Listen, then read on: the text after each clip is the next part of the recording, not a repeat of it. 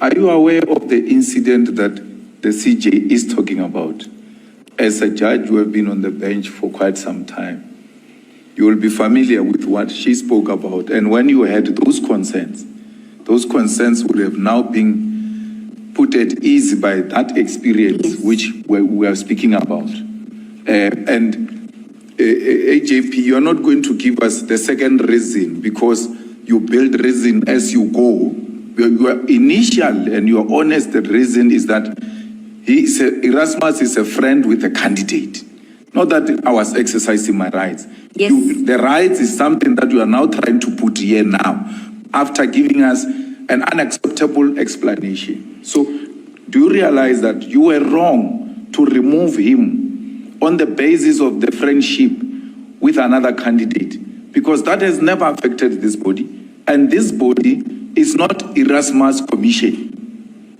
It's the Judicial Service Commission. There's no Erasmus who's going to take a decision here alone. So whether he's got a preferred candidate or not, this body must still take a final decision as to who's going to be.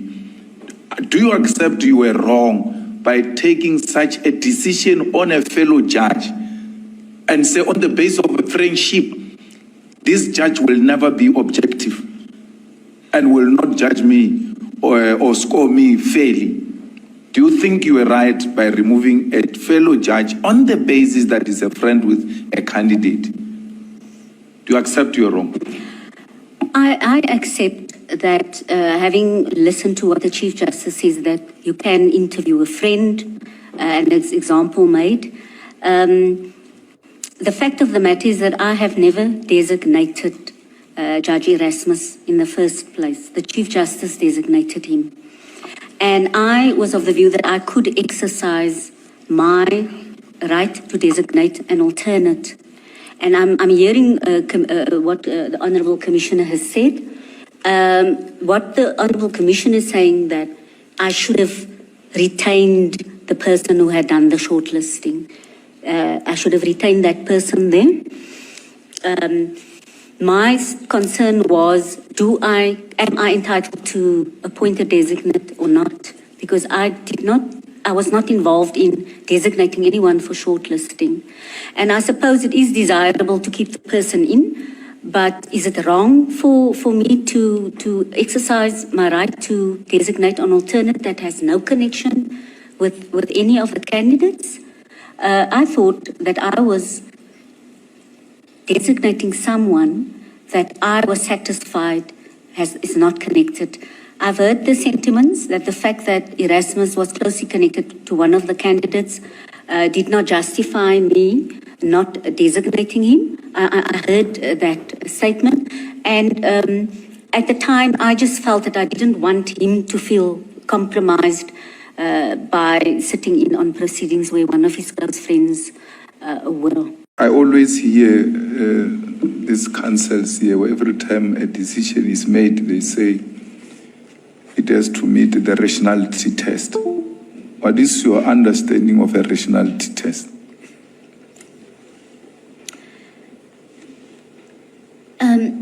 When you exercise public power, you must exercise public power in a rational way. In other words, if it's the legislature or the executive or any public official, if they exercise power and make decisions, it must pass the rationality threshold, because all public power is subject to constitutional control. And the rationality threshold is very low to meet. So, for example, say it's socio-economic rights that's at stake, and a department is being sued for not providing sufficiently enough service. The judiciary cannot interfere with polycentric decisions that's made by the other arms of state. And why I'm saying that is, if the reason for a policy or a decision meets the rationality test, that is sufficient, and the threshold is quite low, because all decisions that are made there must be a rational connection between the decision made and the purpose for which a provision was enacted. So in exercising public power, where as acting JP, you have the right to appoint or designate. In exercising that power, That's correct. you look at the reasons and say it's a friend of so and so. Is that a rationality? Does that reasoning meet the rationality test, which is the lowest? I'm happy that you are saying the rationality test is very low. Low as it is, do you think the reason of in the exercise of public power to choose a designate, you say, no, this one is a friend of so and so. Does that meet a rationality test?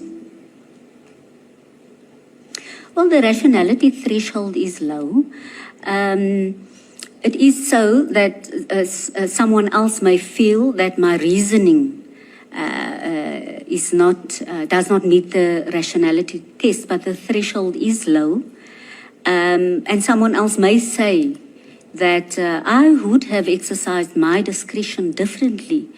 But the fact that someone says, I am inclined not to agree, I would actually have exercised my discretion differently, it's not sufficient reason to say that someone else's reason is totally irrational.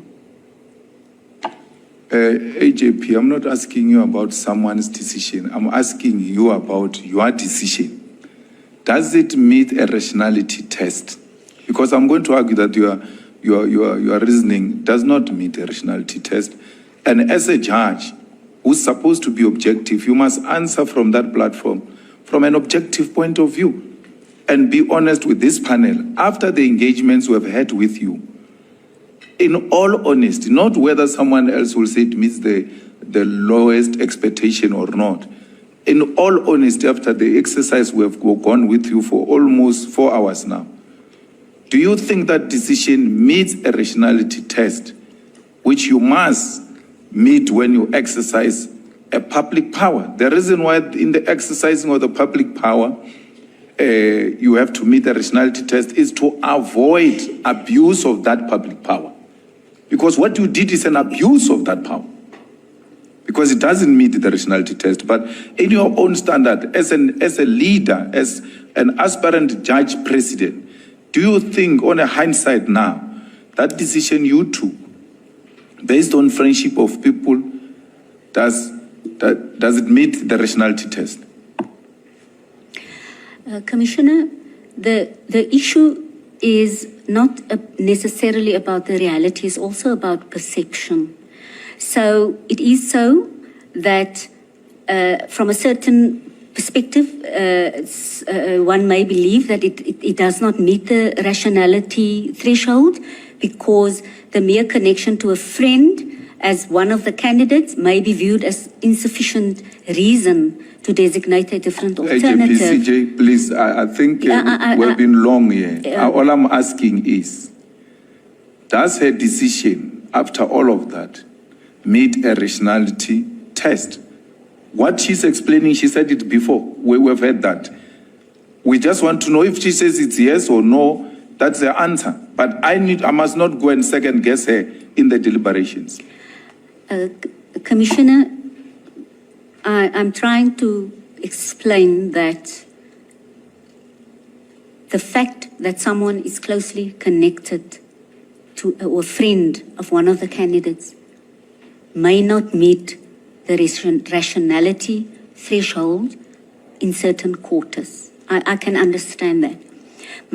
From my perspective, in designating an alternate, I looked at the matter clinically and said, what would be the best option? A designate who has absolutely no ties with any of the candidates, including myself, or someone who is connected to one of the candidates by virtue of friendship.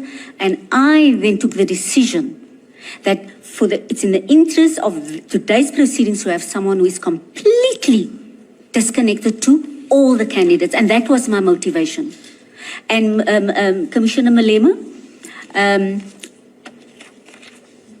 I hear you that you want a yes or a no answer. I hear you want that, but I need to explain to the Commission that I was sitting with two options, and from where I sit, I made the most rational decision to choose someone who has no connection with all the candidates. Therefore, it meets a rationality test. Excuse me? Therefore, it meets a rationality test because you made a rational decision. That's what you are saying. I'm not a lawyer. You must simplify Yes. it for me. Yes. Your decision met Yeah. the rationality test. The- In your corner. Yes, the threshold for the rationality test is very low. Someone else may feel that the person who is connected to one candidate may indeed be suitable, but someone else, someone in my position felt I would prefer someone who is not connected at all to any of the candidates. And that would, for me, be a more rational decision, simply because a designate who is not connected to anyone will be able to fulfill their function better, because it's not only about reality, it's also about perception. I give up, CJ. That is the answer, Commissioner Malema.